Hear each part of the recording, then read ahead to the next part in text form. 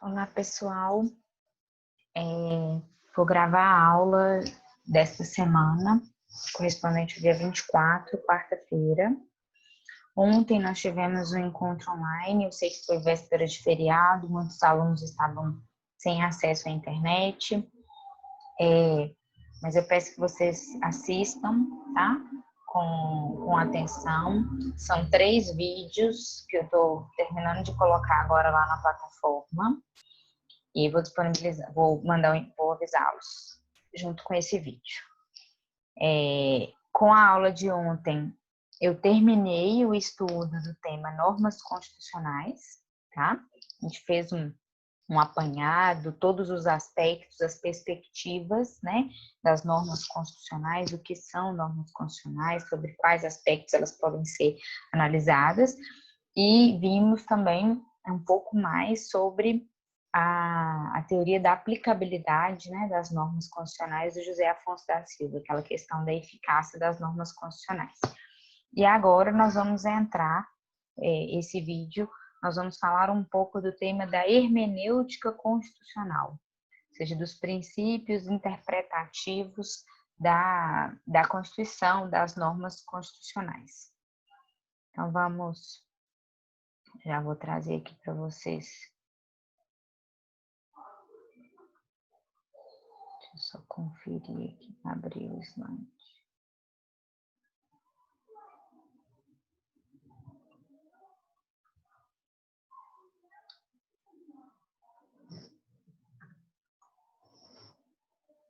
E vou disponibilizar, né, já os slides. Bom, hermenêutica, né, é o estudo da interpretação, essa teoria da interpretação das normas, das normas jurídicas, né, do ordenamento jurídico.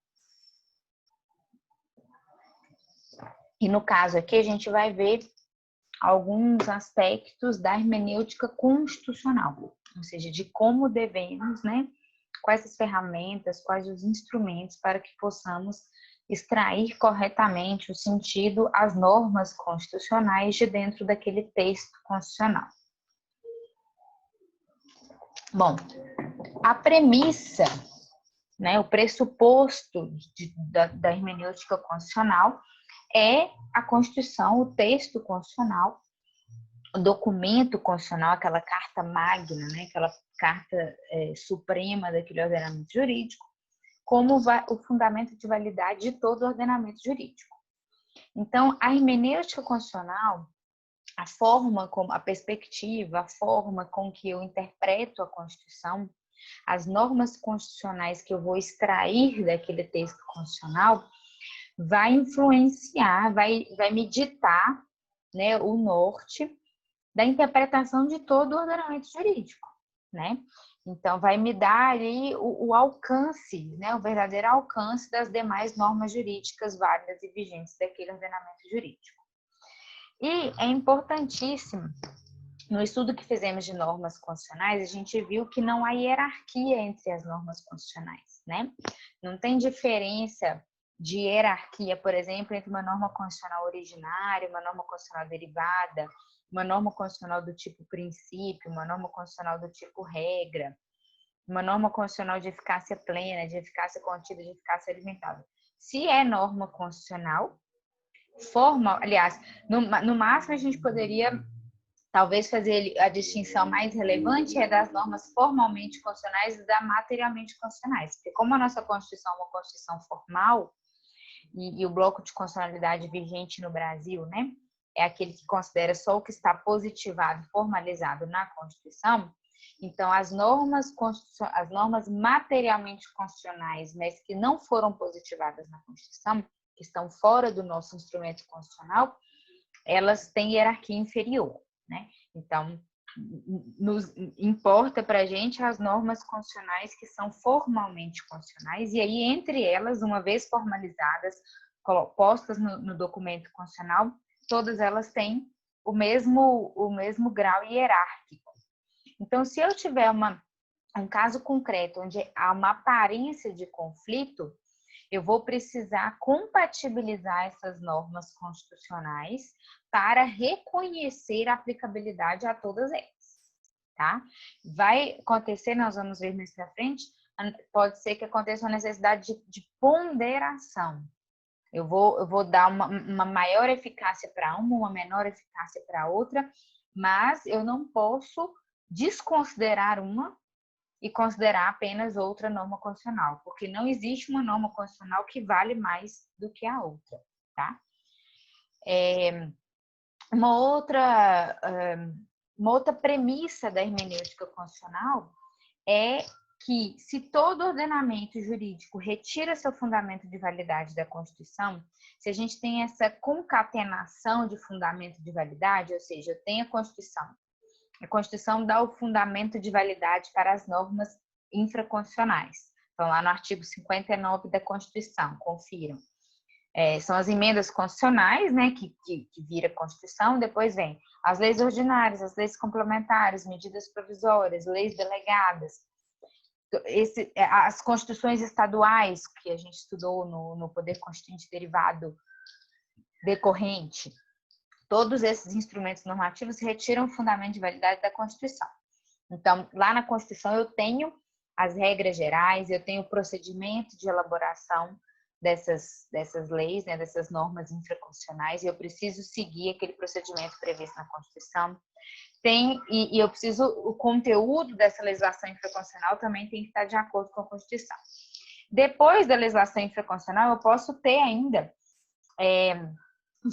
desdobramentos, né? Decretos que regulamentam as leis, portarias, atos administrativos, né? Executivos administrativos.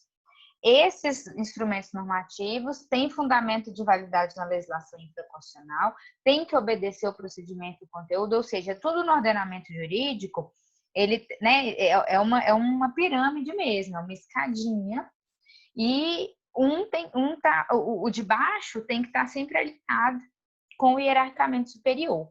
Então, isso é chamado de sistematicidade, né? O ordenamento jurídico, então, ele é um sistema. Não tem uma norma isolada que pode ter princípios próprios, né?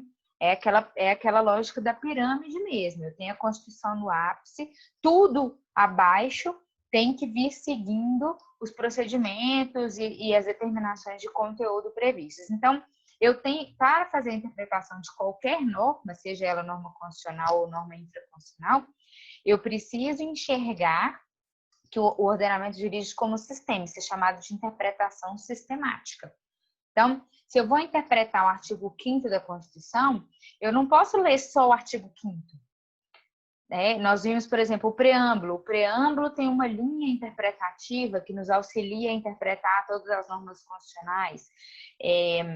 Se tem alguma questão do direito de propriedade lá no artigo 5º, mas depois lá na frente tem na ordem econômica, questão da reforma agrária, está em outros dispositivos constitucionais. Então, eu preciso ter uma visão do todo, eu preciso ter uma visão dos princípios que são pertinentes àquele assunto, e eu posso ter que buscar em mais de um dispositivo, em mais de um princípio constitucional, em mais de uma norma constitucional, para eu poder extrair qual que é o direito aplicável para aquele caso concreto, por exemplo.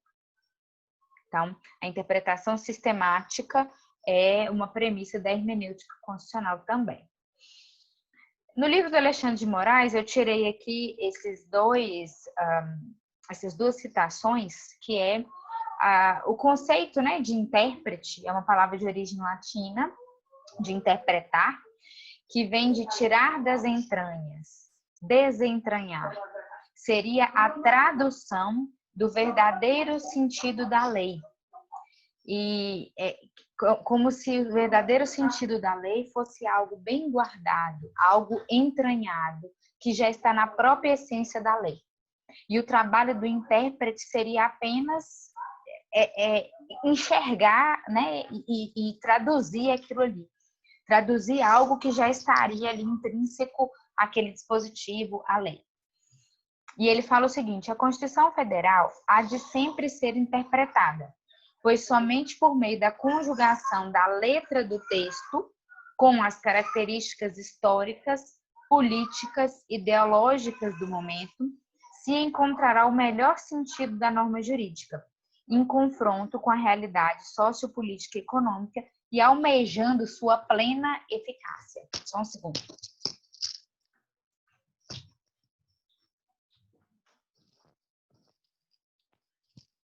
Então, vejam bem, aqui está bem clara aquela distinção que nós já falamos em normas constitucionais, aquela distinção de norma e dispositivo, né, e letra do texto. Então, todo texto normativo, né, todo artigo de lei, artigo constitucional, dispositivo, sempre ele vai ter que ser, vai depender dessa interpretação. E aqui está um ponto muito chave da hermenêutica da interpretação, que sempre ela estará permeada por características históricas, políticas e ideológicas do momento. Vejam como isso tem a ver com aquela questão de mutação constitucional também que a gente estudou, né? Então, assim, um mesmo texto de lei claramente pode traduzir, né? Pode externar sentidos diversos, normas diversas, dependendo das alterações históricas, políticas e ideológicas. Então, o melhor sentido da norma jurídica é aquele sentido extraído daquele momento histórico. E temos que ter sempre a preocupação, também premissa de hermenêutica, né? Nós não podemos, nós temos que partir do pressuposto de que todo o dispositivo, de toda qualquer palavra ou vírgula que tiver na norma, né? Que tiver no dispositivo que a gente está estudando, todos eles são válidos, né? Não tem nada ali que o legislador colocou à toa, né? Não tem nenhuma palavra ali sem sentido. Eu tenho que considerar todas as palavras como relevantes. E eu tenho que buscar, quando eu for interpretar, pode ser que eu me depare com mais de uma interpretação possível, mais de uma interpretação plausível dentro daquele conjunto ali de letras, de palavras, de sentenças. E eu vou ter que escolher qual que é o melhor sentido para aquele contexto e, principalmente, eu vou ter que extrair qual que é o sentido que vai garantir a maior eficácia daquela norma constitucional. Só um segundo, gente. Bom, continuando. Tive que pausar aqui rapidinho o vídeo. Bom, Canotilho e Vital Moreira vão falar da necessidade de delimitação do âmbito normativo de cada norma constitucional, vislumbrando-se sua razão de existência, a sua finalidade e a sua extensão. Então, quando eu for interpretar uma norma constitucional, além dessas questões aqui já salientadas por Alexandre de Moraes, né, de conjugar o português, né, a gramática, a sintaxe que está ali naquele texto legal, naquele texto constitucional, eu preciso conjugar aquilo com as características, né, com o contexto político, histórico em que está inserido aquele dispositivo constitucional. Eu tenho que me preocupar em escolher, né, dentre mais de um sentido possível, eu preciso escolher aquele sentido que está mais conjugado, está mais atrelado com aquela realidade sociopolítica e econômica, o sentido mais atrelado com a eficácia, com a plena eficácia. E dentro desse estudo, dentro dessa interpretação, vem também me preocupar de qual que é a finalidade dessa norma constitucional, né? Qual que é a sua razão de existir? Qual que é o valor que está intrínseco ali, né? Que permeou o contexto no qual aquela norma foi elaborada. Eu vou tentar identificar qual que é o objetivo daquela norma. Essa é uma norma muito ampla, mais restrita, enfim, vai depender, todas essas premissas, todos esses aspectos vão permear a hermenêutica constitucional. E aí eu coloquei um exemplo. Não há conflito entre a liberdade de expressão e o direito ao bom nome em caso de difamação. Ou seja, eu tenho na Constituição, eu tenho esses dois aspectos, né? É garantida a liberdade de expressão, mas também é garantida a proteção do bom nome, né, do indivíduo, que deve ser protegido, né, evitando-se a difamação ou remediando a difamação já acontecida. Então, não está coberto pelo âmbito normativo constitucional da liberdade de expressão o direito à difamação, calúnia ou injúria. Então, o que acontece?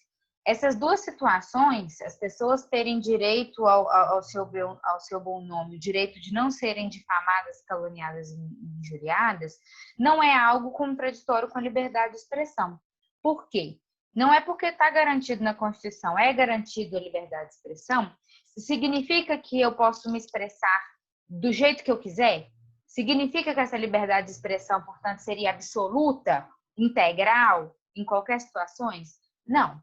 Quando eu faço a interpretação sistemática da Constituição, aí eu vou conseguir definir, eu vou conseguir delimitar essa liberdade de expressão.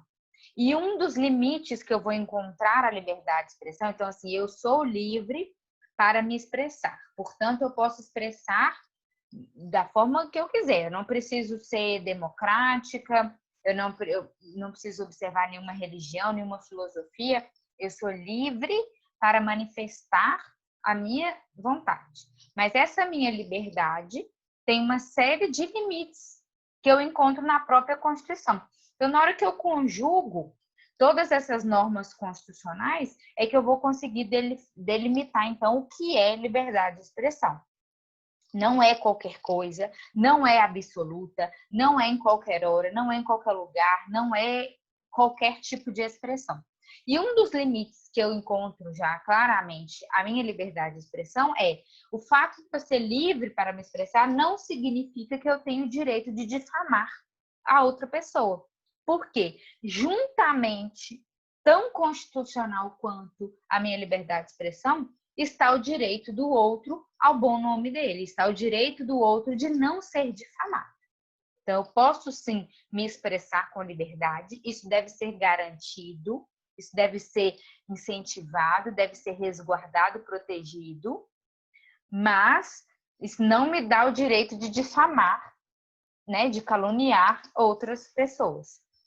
Tem uma frase célebre no direito, agora até me fugiu quem que falou, mas que diz o seguinte: eu posso não concordar com nada do que você diga, mas eu defenderei até até a morte, acho que a fala defenderei até a morte o seu direito de dizê-lo.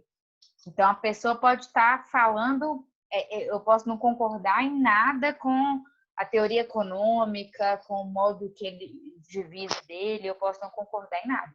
Mas é importante que todos os cidadãos estejam comprometidos com essa necessidade de garantir, porque a liberdade de expressão ela tem que ser para todos, de fato. Não pode ser algumas pessoas têm liberdade de expressão, outras não. Para falar sobre determinadas filosofias, ideologias, políticas, tem palanque, para as outras não. Todas têm que ter palanque. Mas, observadas as extensões, eu preciso ver qual que é a extensão dessa liberdade de expressão. E essa extensão vai estar limitada por outras normas constitucionais igualmente constitucionais, por outros direitos igualmente constitucionais, como, por exemplo, o direito que também todo mundo tem, da mesma forma que todo mundo tem direito de se expressar, todo mundo, essas mesmas pessoas, têm também individualmente o direito de não serem difamadas. Raul Machado Horta, ele traz a ideia de precedência dos princípios fundamentais da República Federativa e dos direitos e garantias fundamentais. Essa precedência que ele chama, não vamos confundir, não vamos interpretar. Acho que não sei se travou aqui o vídeo. Não vamos interpretar essa precedência defendida por Raul Machado Horta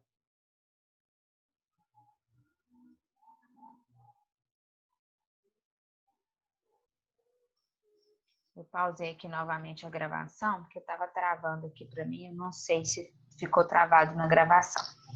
Bom, essa precedência defendida por Raul Machado Horta não pode ser confundida como uma hierarquia entre normas constitucionais, tá? O que ele quer dizer não é que os princípios fundamentais e os direitos e garantias fundamentais seriam normas constitucionais superiores às outras normas constitucionais. A precedência é no sentido da interpretação.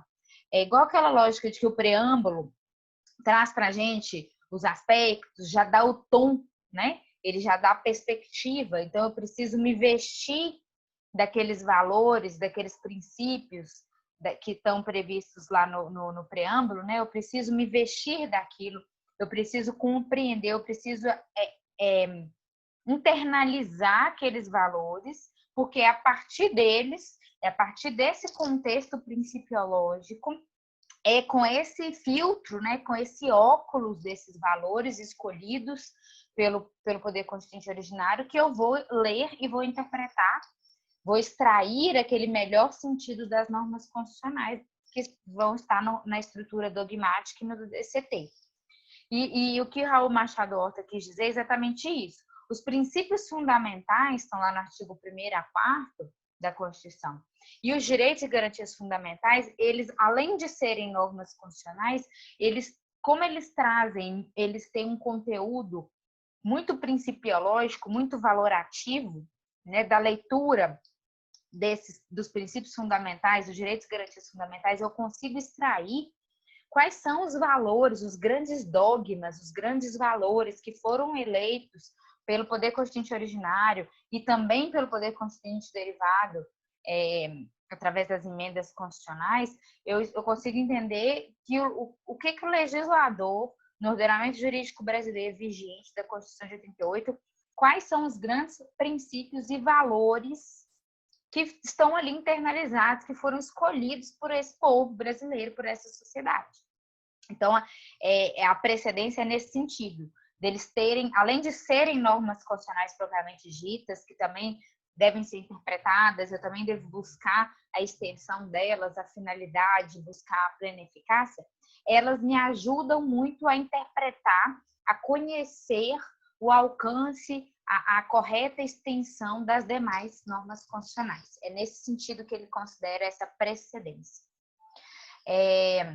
Então, nós temos lá, nos princípios fundamentais, né, instituir um Estado democrático, assegurar o exercício dos direitos sociais individuais, a liberdade, a segurança, bem-estar, desenvolvimento, igualdade, justiça, valores supremos, sociedade fraterna, pluralista, sociedade sem preconceitos. Eu preciso, através desses filtros, é através desses valores, desses princípios que eu vou interpretar todas as normas constitucionais e todo o ordenamento jurídico, em última instância.